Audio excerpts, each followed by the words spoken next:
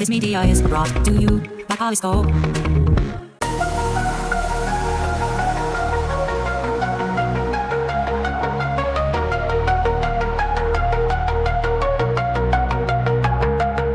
In the realm of tomorrow, where tech meets mind, we ponder, we dream.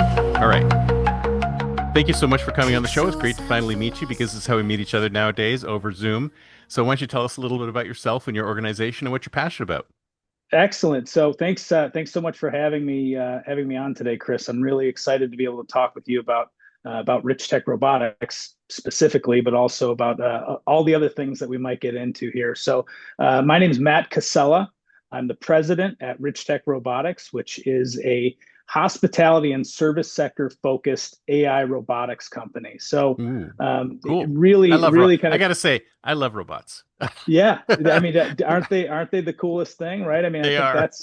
that's something that is really exciting about what I get to do is to be able to talk with people about about robots and robotics and how the future is going to, I believe, involve a significantly more number of robots in everybody's lives and their everyday lives, as well as throughout industry. So for me, that's really exciting. RichTech Robotics is a company that was founded in 2016 by our founders Wayne and Michael Wong, who really had a passion for had an entrepreneurial spirit that had driven them for a number of years, and that kind of led them through a series of different startups that they had founded, and really got very excited about the possibility of AMRs, or the autonomous mobile robot space, and what that really could do for the service industry and the hospitality industries. So that's really been the guiding force behind RichTech Robotics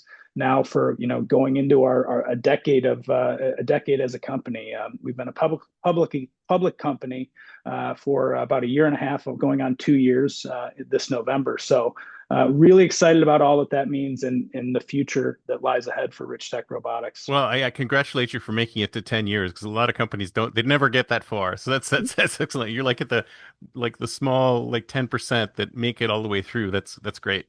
Yeah, it's really attributable to the guiding force and the vision, I think, that comes from both from Wayne, who's still around as our CEO and very involved day to day with all of the operations at RichTech Robotics, as well as his brother Michael, who's still on board as well.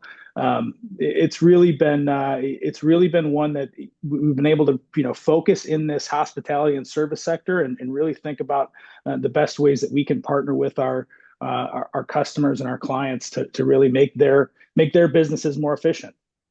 So how do you deal with that dichotomy between sort of hospitality being sort of like a person to person kind of business and bringing automation and robotics into it? Because I always thought That's one of the key things about hospitality is it's people serving other people. I mean, how do you bring robots into that environment and in a positive way? Chris, you touched on what I think is really the biggest opportunity that we saw at RichTech Robotics, and why I believe that robotics and automation has been slow to enter the hospitality and service sectors, right? Just because, for exactly what you mentioned, right? Everybody thinks, when you think about automation and robots, you think about uniformity. You think about one way of doing things, right? And when you think about robots in industry or in manufacturing, you can drive down to one solution that's best. It's whatever does it quickest, cheapest, and most safe, the safest. So if you can not nail those three things in those, then everybody can use the same thing and they're fine with it, right? They can differentiate themselves in other ways.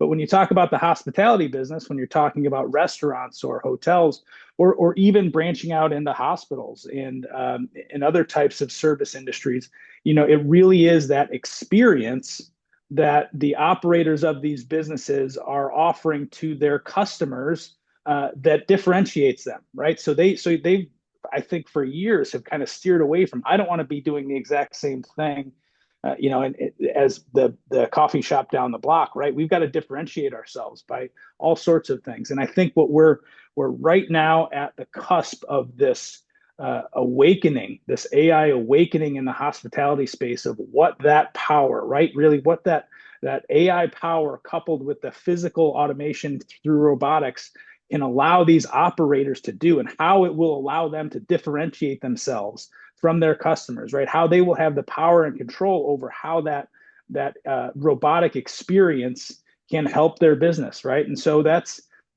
for us, it's really an exciting time because everybody wants to have these conversations. Everybody's talking about it, right? I mean, it's whether they're making the decision now or they're planning how they're going to implement it in the future. Everybody's considering how they're going to use robots, how they're going to implement AI to help their businesses. And the cool thing about the hospitality space specifically is that there will be ways in which all of these operators pick and choose how they implement it that will be different, that will allow them to express their brand identity through the automation and through the way that you experience their brand, and how, whether they implement that robot or that automation right up front, the first thing you see when you walk through the doors of their establishment, or if they're using it and benefiting from it in the back of the house, and they still want to have, a chef walking around in a white coat and a top hat that that speaks to the authenticity or the human element, but they're still benefiting from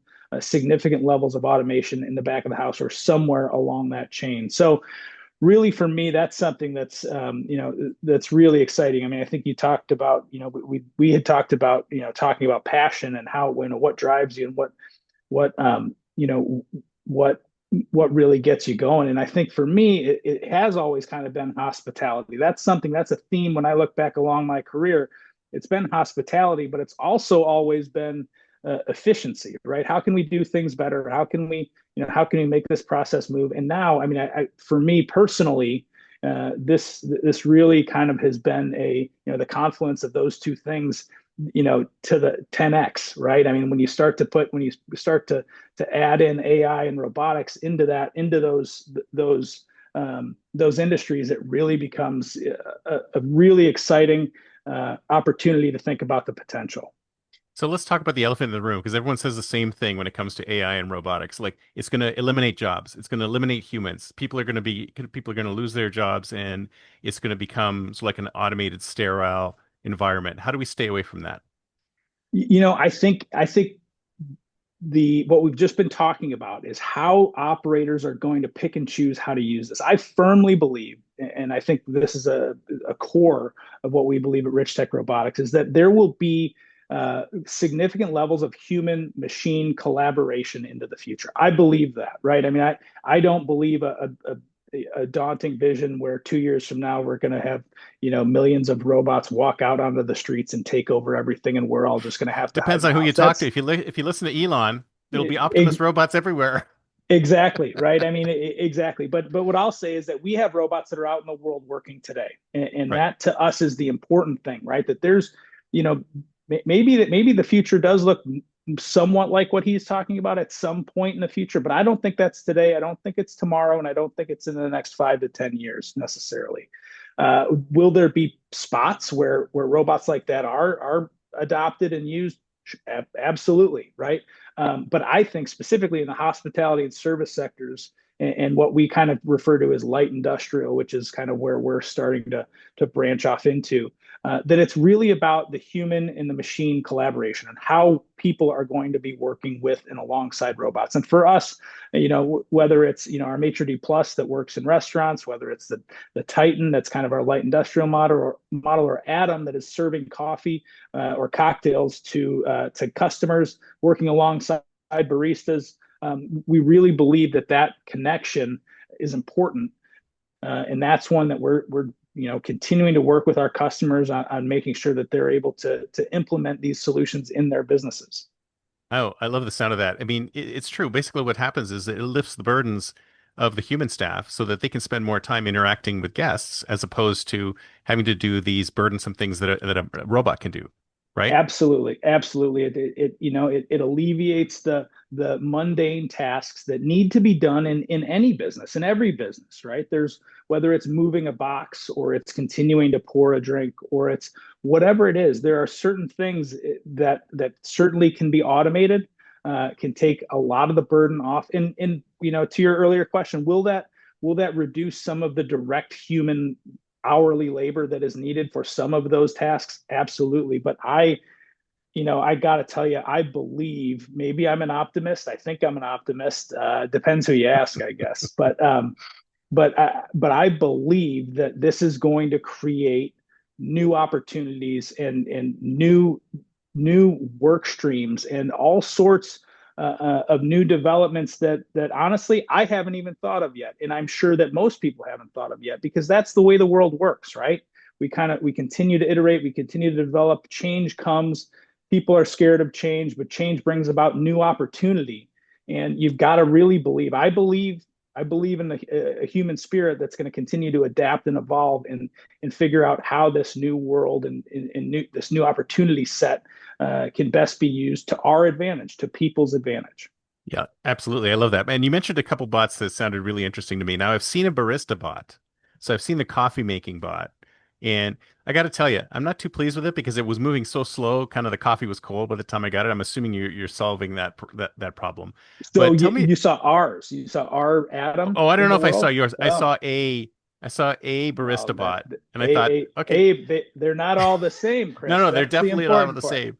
So, and Yes, this was about, I don't know, maybe about a year ago, and it made the coffee, but it made it really slowly. And by the time I got it, it was kind of lukewarm. So I thought right. they've got to improve that. I'm sure that they could do better with that. But tell me about this. And I can understand how the cocktail bot works, which is great because although I guess it won't listen to your problems while you're asking for drinks, right? Well, it will, and It and will. honestly, that's Does it have a parting to, face and everything? It's like, oh, that's I'm sorry to hear beginning to that. be the Here's another power drink. of absolutely right. Can it? I mean, it's been, it's really been interesting to hear the feedback from customers and investors and all of the types of people that I get the opportunity to talk to about this, that they all have will it do this, can it do this, but the bartender not being able to listen to my problems question comes up quite a bit, and I say that Too many people do that, I think. Like they probably should get therapists, right? yeah, exactly. But I guess a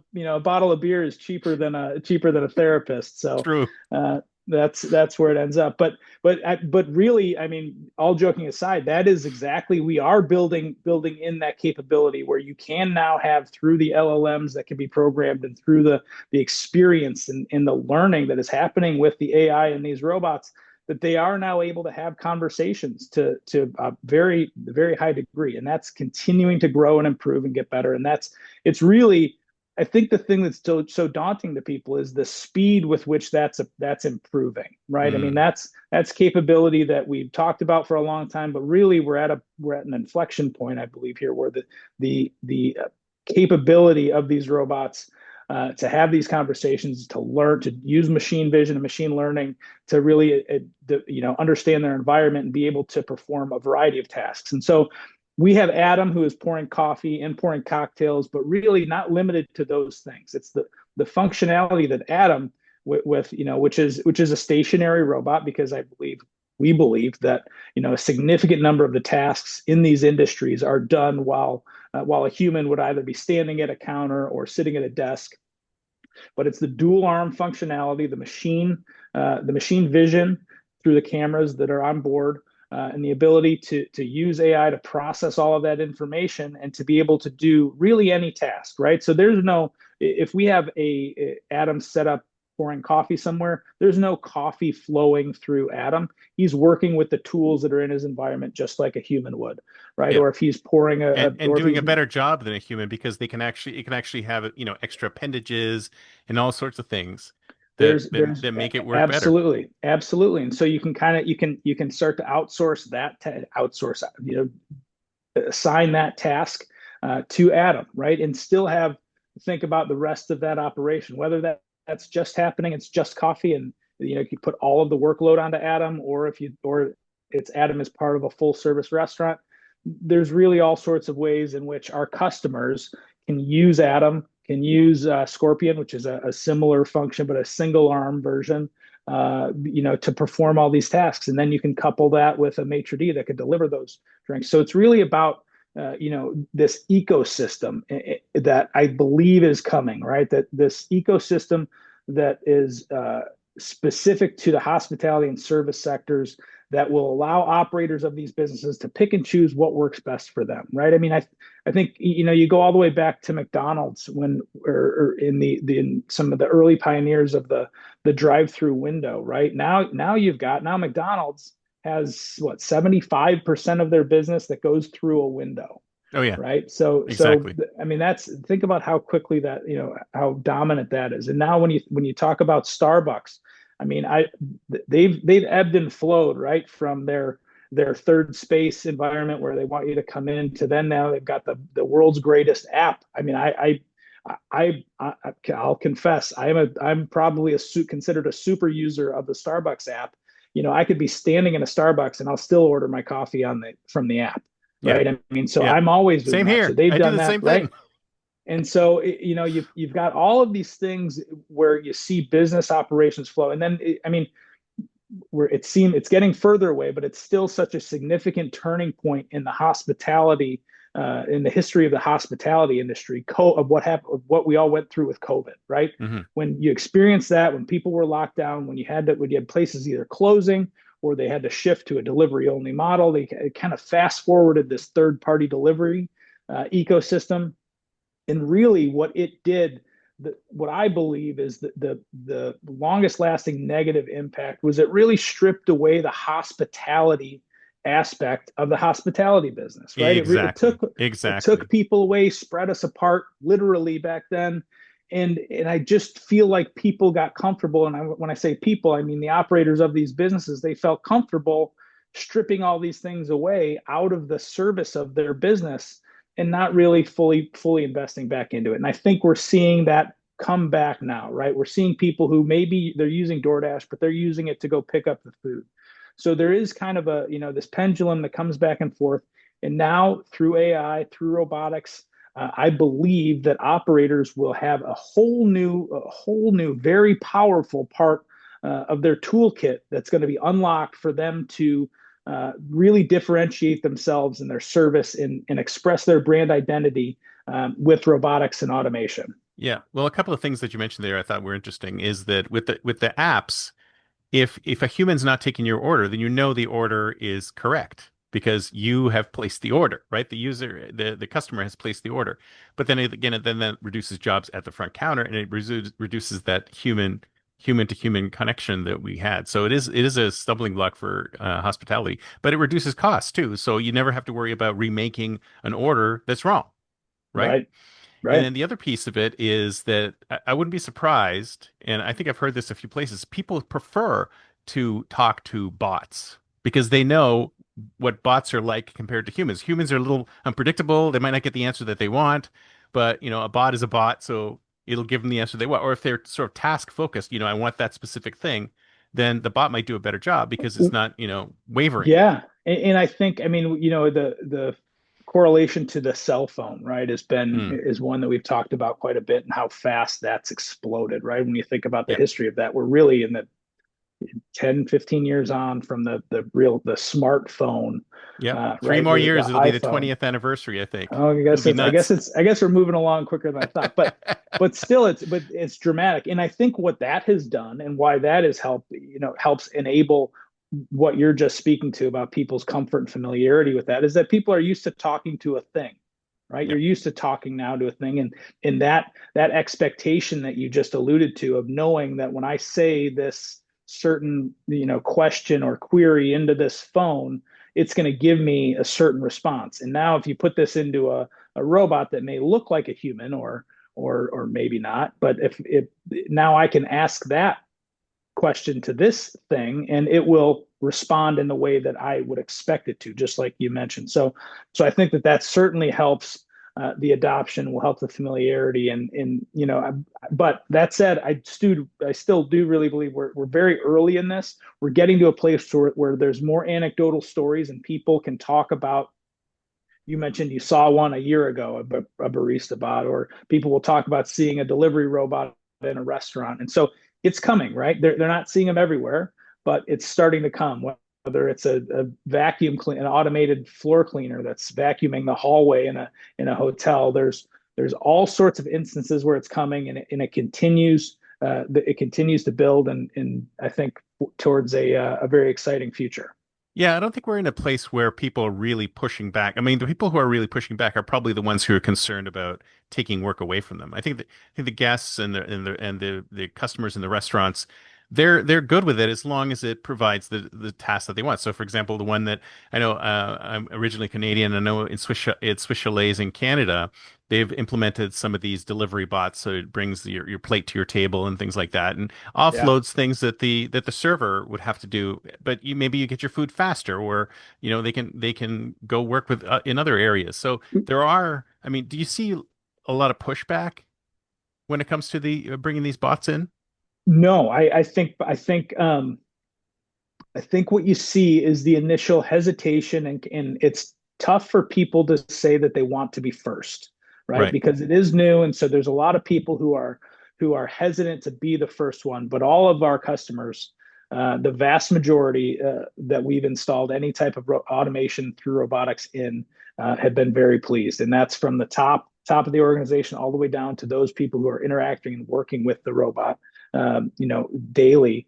That is, and that's a very crucial constituency that we pay close attention to, is making sure that we're making our robots as easy to work with as possible, right? Because if they're not, right, I mean, I was in the restaurant, I've been in the restaurant business, specifically, years ago.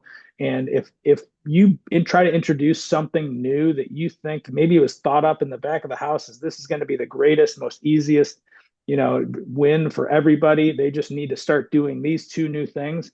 If those two things aren't crystal clear, spelled out directly, and made easy to implement, then they're going to go right back to doing it the way that they've been doing it, right? And Exactly. so that's the same thing happens with a robot, right? If that robot that's meant to offload a significant number of trips from the kitchen to the dining room really somehow now is making that dishwasher's job more cumbersome, or the wait staff out on the floor can't, it's screwing up the orders.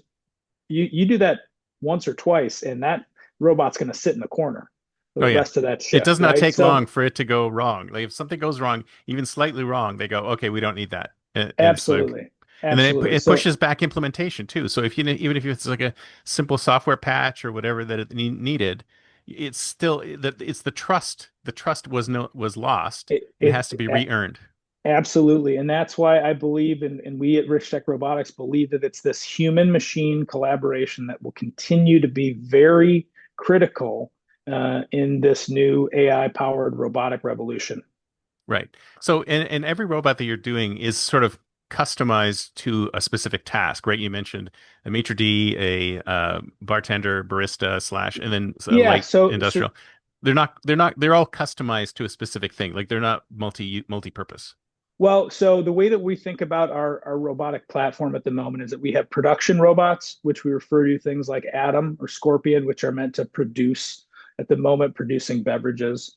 That will continue, that capability will continue to grow and expand. We have cleaning robots, floor cleaning robots, a variety of different models that are suited to the task, right? Whether that's hotel hallways or large convention hall Yeah, and of course those have been spaces, around for a long time, and they're in the consumer space too, so right? everyone's familiar with the and then with and the then we vacuum get and then we robots. have our delivery, our AMR, the AMR space, autonomous mobile robots, and that's where you do see kind of specific customization. But again, really the same technology, same powerful technology that allows it to navigate freely in any space that it's designed to work in, avoid obstacles, which is critical. And then it's Press really elevator buttons. well, so the elevator enable kind of happens in a different way, but it is able to be to work with an elevator systems to allow it to go up and down, travel up and down floors, and those are critical things, absolutely. But and then the main differences that you'll see is really kind of the chassis of what the payload capacity would be, right? You need a different payload from a restaurant to an automotive service center, right? Which is become a big use case for us recently. And then you need some different storage capability if you're going to be in a hospital or a hotel traveling up to a specific room. So really, similar technology, same technology, and then you think put a different chassis on it that allows it to do perform different functions. Fantastic. So it's time to think like a futurist. It's the year 2035, 10 years from now. So we were talking earlier about Optimus robots being everywhere and humanoid type robots that can work in any situation. How long do you think we're going to see more of those, or are you going to see more like purpose-built robots like the ones you guys are building in the next 10 years?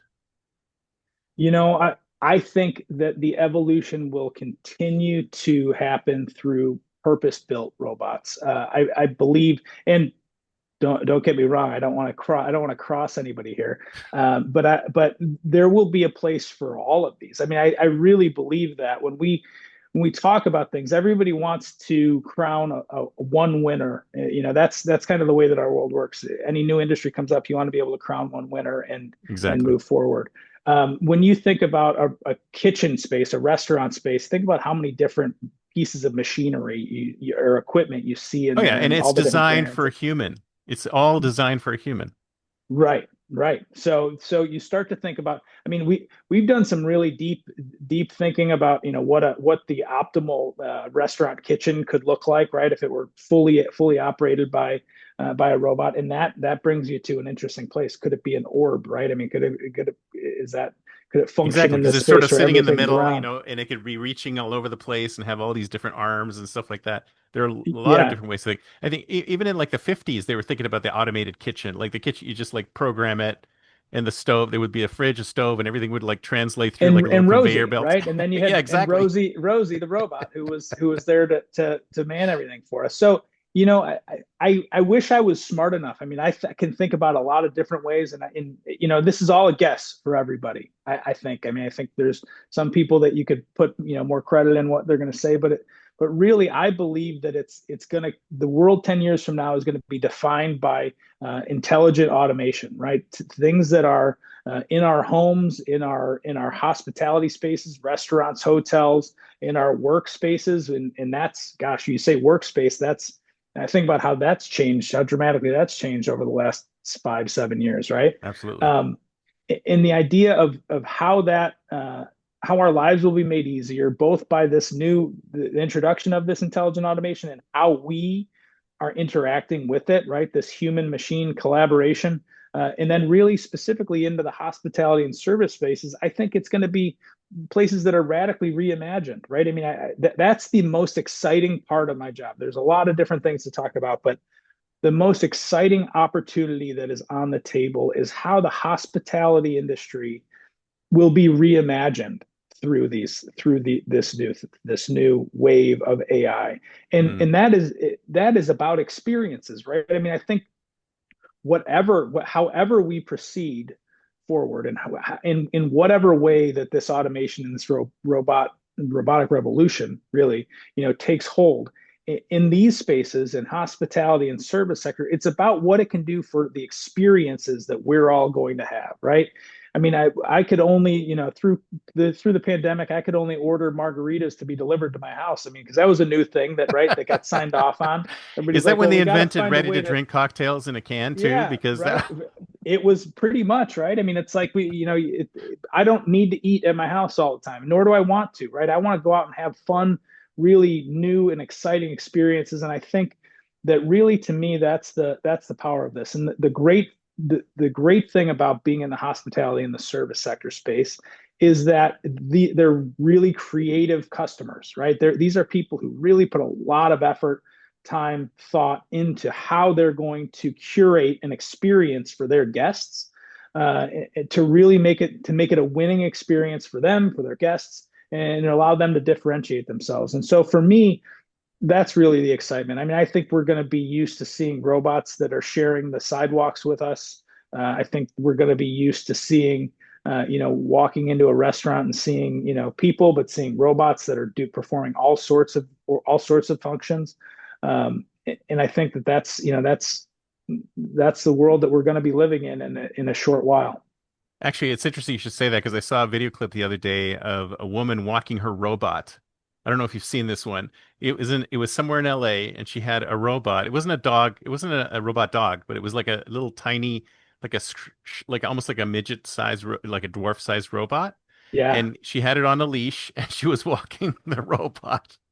And I thought, oh Well, my God, that's it's already started happening. yeah. 10 years No, from I mean, now, they'll be I mean, everywhere.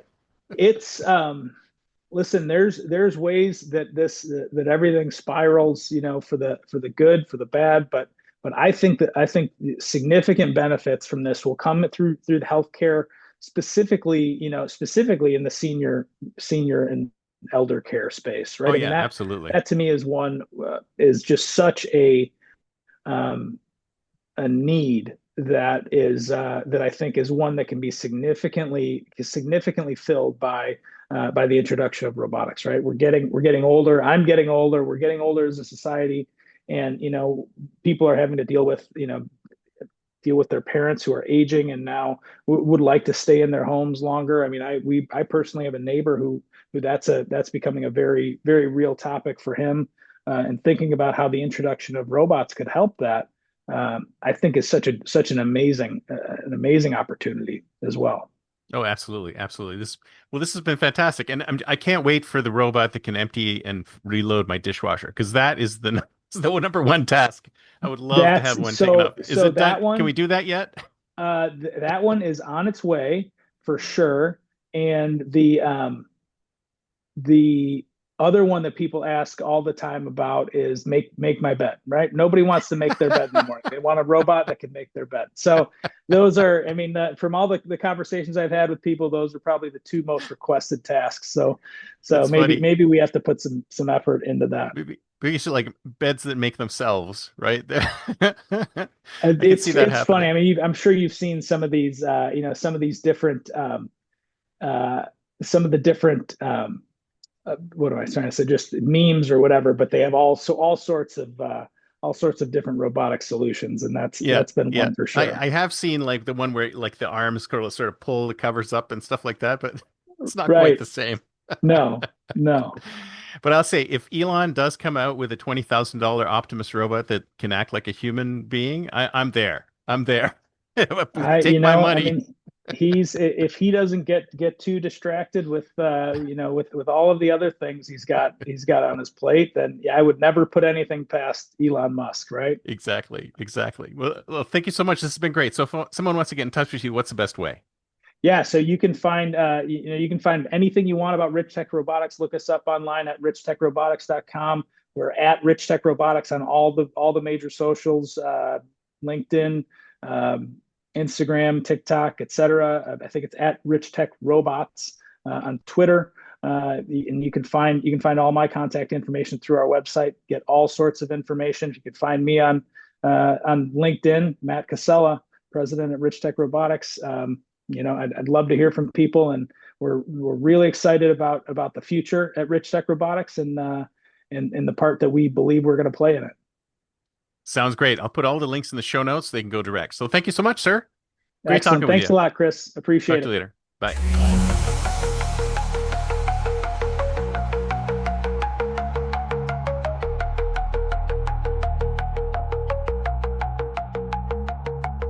Pixels and philosophies merge and mold, a future untold, unseen.